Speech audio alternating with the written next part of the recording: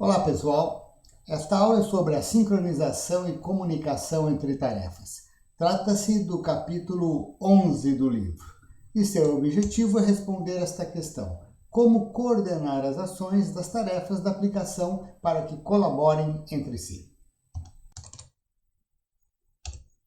A maior parte do tempo, nós trabalhamos com programas sequenciais. O programa sequencial é aquele executado por uma tarefa sozinha.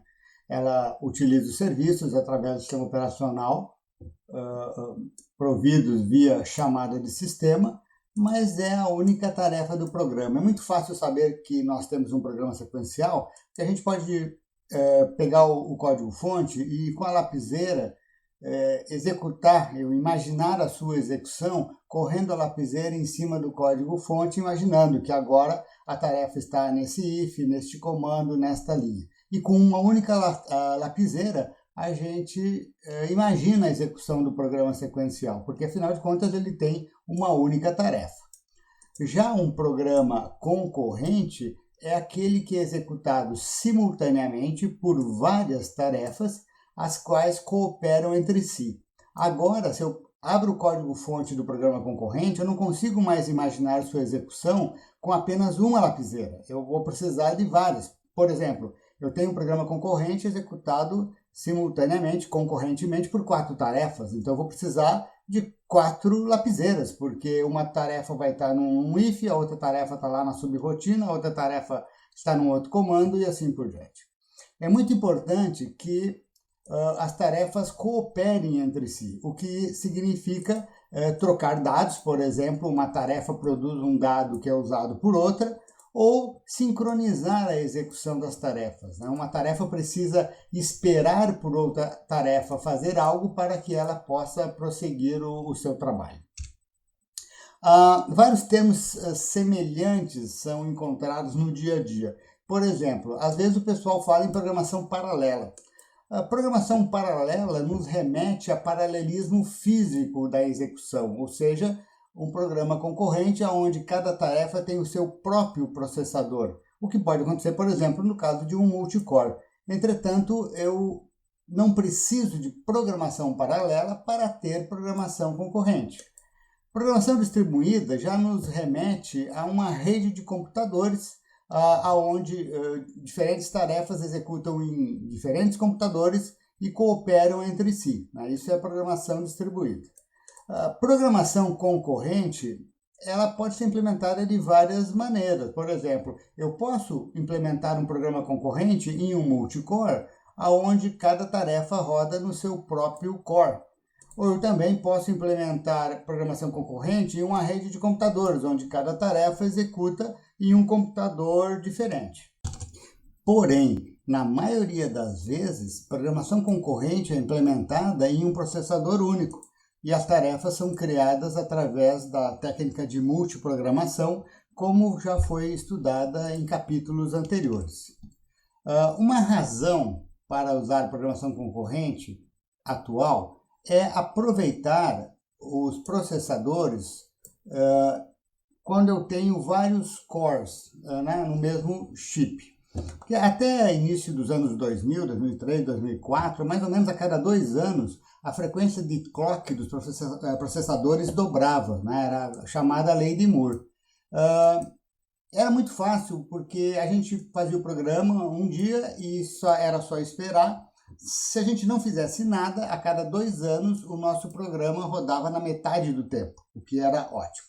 O problema é que desde o início dos anos 2000, por limites construtivos dos CIs, dos chips, processadores continuam ficando cada vez mais poderosos. Porém, isso não é mais alcançado através do aumento da frequência do clock, mas sim aumentando o número de núcleos de processamento, de cores, no mesmo chip. Então, se eu compro um quad-core e tenho uma única tarefa, vai ter um core trabalhando e 3 cores sem nada para fazer. Vai ser um aquecedor caro, só isso. Para que eu possa aproveitar o poder computacional desse quad-core, eu vou precisar de muitas tarefas para ocupar todos os cores do chip. portanto, eu vou ter que transformar o meu antigo programa sequencial de uma tarefa apenas em um programa concorrente com várias tarefas. Essa é uma motivação válida e multicore está chegando mesmo em embedded systems com microcontroladores. Porém, existe uma segunda motivação, que é poder usar entrada e saída síncrona em algumas situações específicas. Lembrando que entrada e saída síncrona é quando a tarefa espera pelo resultado da operação antes de prosseguir, né? Enquanto que entrada e saída assíncrona, a tarefa não espera. Por exemplo, imagine um programa escrito na linguagem C que vai fazer leitura de comandos do teclado, ao mesmo tempo que executa o algoritmo de controle de algum equipamento físico, uma malha de controle está sendo implementada. Esse algoritmo de controle, em função da dinâmica da planta, não tolera esperas muito longas. Se eu implemento isto como um programa sequencial que vai executar, por exemplo, um scanf e ficar bloqueado até que o operador tecle algo, e enquanto isto o algoritmo de controle para, não vai ser viável, não é uma solução aceitável, não vai funcionar, né? Um programa sequencial, ele não pode ficar bloqueado à espera do teclado, porque se o operador for tomar um café e vai ficar ausente por 30 minutos, eu não posso parar a malha de controle do equipamento físico por 30 minutos, tá certo? Então, um simples scanf síncrono não pode ser usado, né? Aquele scanf onde, na linha de baixo do programa, após o scanf, a entrada de dados já está disponível, eu bloqueio até a conclusão do scanf, eu não posso fazer isso, porque eu vou parar a malha de controle. No entanto, se eu programar isto como um programa concorrente com duas tarefas, eu posso deixar uma tarefa executando a malha de controle do equipamento o tempo todo, então ela não para, ela pode fazer sleep para fazer o controle de forma periódica, porém ela nunca é bloqueada, enquanto que uma outra tarefa executa o scanf convencional, entrada e saída síncrona. Esta outra tarefa ela bloqueia no scanf por 30 minutos, porque o operador foi tomar um café, e tudo bem, porque eu tenho uma outra tarefa que faz o controle do equipamento físico. Então, nós temos aqui duas motivações para a programação concorrente. Entretanto, estas duas motivações não são as principais, né? A força maior que nos leva a ter um grande interesse em programação concorrente, especialmente no cenário de controle, automação e tempo real, está aqui. É a engenharia de software, né? A razão mais importante para nós utilizarmos programação concorrente é que com ela a gente é capaz de projetar, né? Projetar no sentido de fazer o design, né? Fazer o design mais facilmente de programas com alto paralelismo intrínseco. Suponha que nós estamos implementando uma aplicação de tempo real que é responsável por controlar uma caldeira, não só a nível de controle em si, né, de variáveis de referência, de valores de referência, variáveis controladas, mas também um pouco de escada, com algumas funções adicionais. Imaginem que o nosso programa responsável pela caldeira tem que incluir um laço de controle para controlar o nível da água, um laço de controle para controlar a temperatura. Eles têm dinâmicas e, portanto, frequências de controle diferentes. Eu quero apresentar na tela informações de status a respeito da situação atual. Eu quero que um operador humano possa intervir no sistema via teclado ou até mesmo interface gráfica de usuário e mudar, por exemplo, a temperatura de referência ou o nível de referência. Eu quero manter em arquivos um histórico, um log, né, um registro das ocorrências do sistema, anormais ou talvez todas, né? Eu quero testar alarmes, por exemplo, no caso de falhas ou no caso de excesso de temperatura e disparar ações em resposta a emergências. E tudo isso daqui acontece ao mesmo tempo, né? Acontece ao mesmo tempo. Como é que eu vou implementar tudo isso como um programa sequencial tradicional em C? É complicado demais. É possível, eu posso usar entrada e saída assíncrona, de maneira que eu nunca fico bloqueado em nenhum read, scanf, etc., né? Mas é muito mais difícil. Neste caso, a solução de design mais eficaz e mais barata em termos de tempo de programação, tempo de depuração, esforço de manutenção, é implementar isto como um programa concorrente.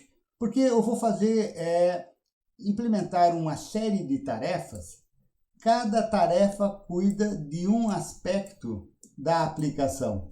Como cada tarefa cuida de só um aspecto, ela fica simples. E aí eu coloco todas as tarefas para executar ao mesmo tempo. É claro que elas vão colaborar, por exemplo, a tarefa que implementa o laço de controle de temperatura, lê o sensor da temperatura, coloca o valor da temperatura lido numa variável global do programa, que, por exemplo, esta outra tarefa aqui pega da variável global e apresenta na tela. Então, eu tenho várias tarefas em execução simultânea dentro do programa e, ao mesmo tempo, elas colaboram entre si. Ou seja, um programa concorrente, onde cada tarefa cuida de uma das funcionalidades do programa, resultando em um design mais simples. O que a gente faz é reproduzir no código de forma elegante o paralelismo natural inerente à nossa aplicação. E é sempre bom destacar que para configurar um programa concorrente é necessário a colaboração entre as tarefas. Por exemplo, eu posso pegar o Notepad do Windows, abrir 4 janelas do Notepad na tela do Windows e eu tenho então 4 tarefas executando o mesmo programa Notepad. Mas isso não é programa concorrente, porque cada execução do Notepad é completamente independente das demais, elas não colaboram entre si, cada uma cuida do seu texto e da sua vida. Portanto, neste meu exemplo, eu tenho 4 instâncias independentes sequenciais do Notepad. Tá? Então, eu tenho que ter, para ser um programa concorrente, a colaboração entre as tarefas. O fato de necessitar esta colaboração me leva a lançar mão de mecanismos, de métodos de sincronização e comunicação entre tarefas. Os termos até podem se confundir um pouco. Normalmente a gente pensa em comunicação quando há uma troca ou envio de dados entre elas, e sincronização quando há uma situação de uma esperar pela outra e uma não poder executar enquanto a outra está executando e coisas desse tipo aqui. A programação concorrente ela é implementada tipicamente, né, através de 2 métodos. Existem outras abordagens mais alternativas ou acadêmicas, mas a grande maioria dos casos cai em uma dessas 2 possibilidades.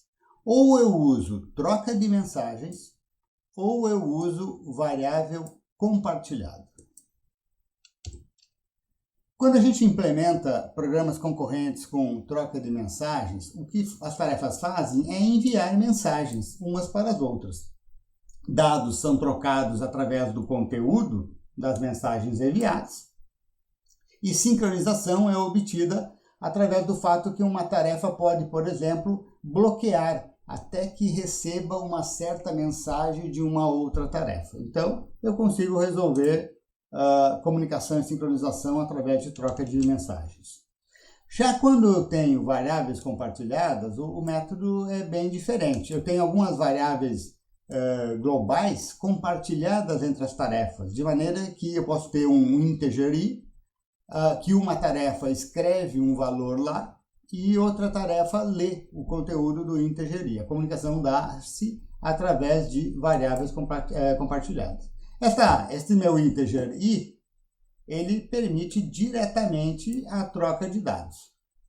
Para a sincronização, eu preciso de primitivas próprias que são tipicamente disponibilizadas pelo kernel ou microkernel que eu estou usando. Então, eu vou precisar de alguns mecanismos de sincronização implementados pelo SO que eu posso usar no meu programa concorrente.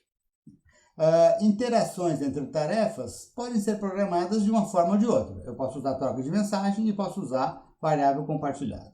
A princípio, o poder de expressão dos dois métodos é equivalente. Eu consigo implementar qualquer aplicação de uma forma ou de outra forma.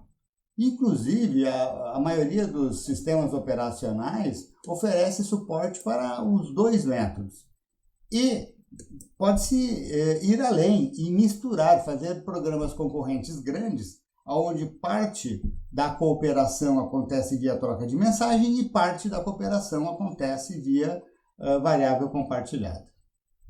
Então, a escolha entre um método e outro leva em consideração alguns outros aspectos. Por exemplo, em sistemas distribuídos, as tarefas executam em computadores diferentes. Via de regra, eu não tenho memória compartilhada entre elas, porque elas estão em computadores diferentes. Eu não tenho um integer i disponível para tarefas em computadores diferentes acessarem. E, portanto, neste contexto, o emprego de mensagens é natural. Porém, se as tarefas executam no mesmo computador, nada me impede de usar mensagens. Então, mensagens podem ser usadas nos dois contextos, embora em sistemas distribuídos, naturalmente eu vou para o lado das mensagens. Por que eu usaria mensagens se as tarefas estão no mesmo computador e, a princípio, eu poderia usar variável compartilhada? Ocorre que a necessidade das tarefas trocarem mensagens explícitas cria entre elas um protocolo que precisa ser seguido. E eu posso monitorar este protocolo, de maneira que desvios do protocolo causados por um erro de programação pode ser detectado. O que significa isso? Uma tarefa deveria mandar uma certa mensagem num certo momento para uma certa outra tarefa e ela não faz isso. Então, alguma coisa está errada. Eu detecto um problema e posso, monitorando e controlar, né, que este desvio do protocolo se transforme, por exemplo, em um desastre. De certa forma, as mensagens criam um isolamento entre as tarefas, que pode ser vigiado, usado para detectar falhas e reagir a estas falhas na construção de sistemas mais robustos. O que significa isso? Um equipamento industrial perigoso, né, que trabalha com forças ou energias ou insumos perigosos, eu posso desligá-lo tão logo perceba que algo não está bem no meu software. Né? Por mais que a gente teste, bugs acontecem na vida dos produtos. Por outro lado, o acesso das tarefas à variável compartilhada ele é muito mais rápido. Ele gera menor overhead, menos custo de implementação. É muito mais rápido uma tarefa colocar um valor num integer i global do que fazer o send de uma mensagem para outra tarefa através do kernel, do microkernel ou de algum protocolo de comunicação. Por isso, programas concorrentes com variáveis compartilhadas são mais rápidos, mais eficientes do que troca de mensagens. O lado negativo é que, como todas as tarefas mexem nos dados compartilhados, se uma tarefa fizer alguma besteira e corromper uma variável global, este problema vai se alastrar por todas as tarefas do programa e levando possivelmente a um crash do programa como um todo. Algo que, com troca de mensagens, não aconteceria necessariamente, porque eu poderia detectar o problema, teria uma tarefa com um bug, né, gerando mensagens erradas, ela seria abortada ou tratada de alguma maneira especial, e o resto do sistema poderia continuar de pé executando. Atualmente, um grande número de aplicações são distribuídas, o que requer mesmo a troca de mensagem, né? Ela se torna muito comum. Ao mesmo tempo, dado que mais e mais nós temos aplicações com paralelismo intrínseco, natural, né? Principalmente em controle de automação em tempo real, onde o programa de computador, ele através de sensores e atuadores, lida com o mundo físico real, e o mundo físico real acontece em paralelo, junto com o fato de que mais e mais computadores dispõem de multi-core, né, múltiplos núcleos de processamento. Isso faz com que programação concorrente com variáveis compartilhadas se torne mais e mais empregada. Então, em resumo, eu posso construir o meu programa concorrente com troca de mensagens ou com variáveis compartilhadas. Às vezes eu tenho uma razão mais forte para ir por um ou outro caminho, porém, cada vez mais é comum encontrar os dois métodos na mesma aplicação, e principalmente se for uma aplicação grande, o que faz com que os dois métodos sejam igualmente importantes e necessários. O capítulo 11 do livro será dividido em 5 vídeos, e aqui nós chegamos ao final do primeiro vídeo. Mais detalhes sobre estes assuntos vocês encontram no livro Fundamentos dos Sistemas de Tempo Real. Até mais!